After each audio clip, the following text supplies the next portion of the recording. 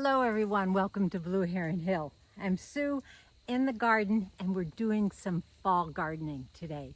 I've got in my hand a lovely bouquet of garlic. If you were with me over the summer, I harvested garlic scapes, and then later in July I harvested my garlic heads, my heads of garlic. Had a very good crop. Some of these are wonderfully sized. Some of the cloves are really large. So what we're doing today is we're going to plant my garlic to harvest next year in 2026. Garlic is so super easy to plant and to grow. It's pretty hands-off. It just needs some watering. Of course, your soil always needs to be nutritious, either composted or add some additional fertilizer. But otherwise, it's just hands-off. You plant it in the fall, and then you just let it go. And if you have hardneck varieties like I do, you get a bonus harvest of scapes. Soft neck varieties are just as good. You don't get the scapes. They tend to be a little longer lasting in storage, but I find that these stay with me a long time, and once they start sprouting or something, I will dry them, or I will just mince them all up and freeze them in cubes and use them either way in different dishes through the rest of the summer until fresh garlic comes available in June or July. So, simple process. I encourage everyone to plant garlic. Now, there have been some issues of getting garlic to plant this fall. I always save some heads from my preceding harvest to plant in the fall for next year's harvest. That's the best way I found. These are tried and true in my garden. They are acclimated to my climate. I don't actually know what variety they are, except that they are a hard-necked variety. You can buy garlic in the store, but generally, if you aren't in like California or some of these large garlic producing states, they may not do well in your area. So it is always really best to try and buy from a source that is close to your area, like a farmer's market. They have garlic that's being grown in your region, and it usually will produce very well in that region. As I was saying, not hard to do. I have prepped my garden. I've dug it all up. It's kind of weedy because I just kind of ignored it since July when I harvested this garlic. So I put in some amendments, some compost, and I will put in some all-purpose fertilizer a little bit later on. But all you have to do, break your heads apart and plant the cloves. So let's get going and plant some garlic. Okay, we're going to break apart this head of garlic. Oh, look at that lovely clove. I usually choose the heads that have the biggest cloves. Here's a small little clove. I may set that aside and take that into the house and not plant it out in the garden. But this particular one has given me 4 nice sized ones and a medium sized one. I plant mine about, 6 inches apart in rows of about 8 to 10 inches apart. They can stand to be closer if you wish. I do it this way just to reduce the weeds.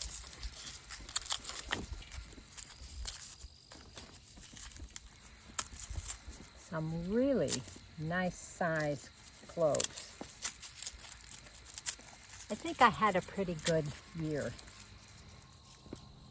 Okay, I'm just using this driveway marker as kind of a row just to kind of keep me in balance here so I don't go wonky and I can get an even amount of garlic growing.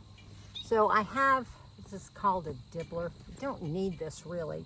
If your soil is loose enough, you can just take the clove and push it down in, or you can even use, something like this just to make a hole.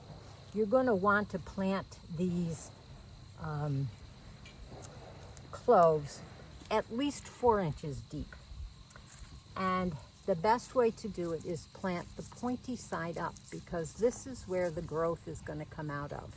And the opposite end is where the roots will grow from. And if you look at a bulb that you bought, there's the root end, and then up here is the pointy end. If you've ever had garlic that has sprouted, you know exactly where the sprouting end comes from. So I'm going to push my tool down into the ground, making sure I get it way down deep. And I have a 4-foot row here. And it looks like I can get maybe 6, 1, 2, 3, 4, 5, 6 cloves per row. There we go. All you have to do is drop them in. Leave the paper on. That will give the clove a little bit of protection. So maybe from insects, maybe from excess water. If you take all the paper off, they have a good chance of rotting in the ground. And we don't want that.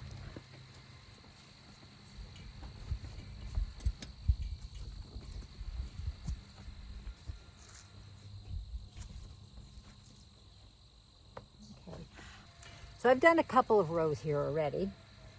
I have like 3 now, and I'm going to go on down to the end of my bed. This is an 8-foot bed, and we'll see how many cloves that I get in here with roughly 6 per row.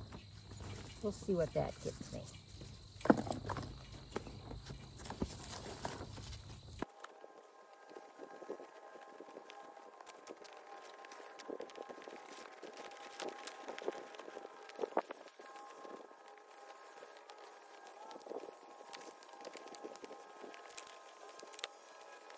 There we go, all planted, all of those cloves. It turned out that I had 11 rows with about 6 or 7 in each row. So that gives me a total of 66 or 77, somewhere in that range, which is good, which is probably just a little bit less than what I planted last year, but I'm not going to be short of garlic come next year. So this is a good amount in a probably a 4 by 8 foot bed. I think I left off maybe about a foot on either end anyway, and didn't plant out the whole thing. I raked this over, covered all of the holes. I'm not going to do any fertilizing yet. I'm going to wait until springtime to do that. These cloves have everything that they need right inside of them to get going. But what I will do, 2 things. I will water, and I'm going to water every week so they have enough moisture, unless of course we get some decent rain. Don't want to overwater, don't want to water too much, or these cloves may, it may possibly be that they would rot in the ground, and we don't want anything like that. But probably in about 3 weeks, maybe 4 weeks, I will see sprouting, and that's so exciting. And once I see sprouting, I am going to give this a nice cover with straw. That will help retain a little bit of heat as we go into the winter.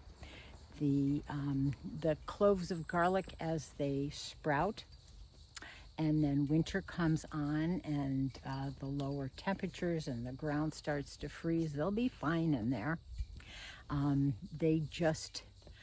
They'll have that nice layer of straw, and if we get snow, that's even better, because the snow will be an insulator on top of them and also will provide them with some moisture.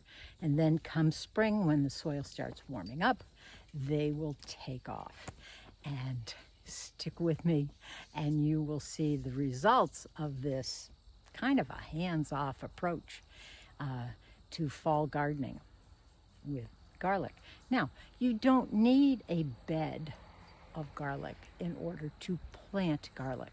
You can plant it anywhere. If you have raised beds for your flowers, that nothing else is going on with them, plunk some in there. If you have some planters, put some in there, and you will be surprised come springtime and you see these little shoots. Now, they won't be weeds, they will be garlic plants. So I hope you give planting garlic a try. It is so easy, it's so rewarding. It is better to plant later than it is to plant too early. Now, in my hardiness zone and my region here, I am right on Lake Ontario in hardiness zone 6A. And this is almost early for me. I think last year I'd have to go back and check on my videos and see. I may have been later in October that I planted. But later is fine. Too early in September, that might not be good. You want to give your garlic just a little bit of start and then let it kind of go in a holding pattern until the soils warm up again in the springtime. So thanks for following along with me on this video. Go plant some garlic. So until the next time that we can go digging in the dirt, happy gardening. Bye.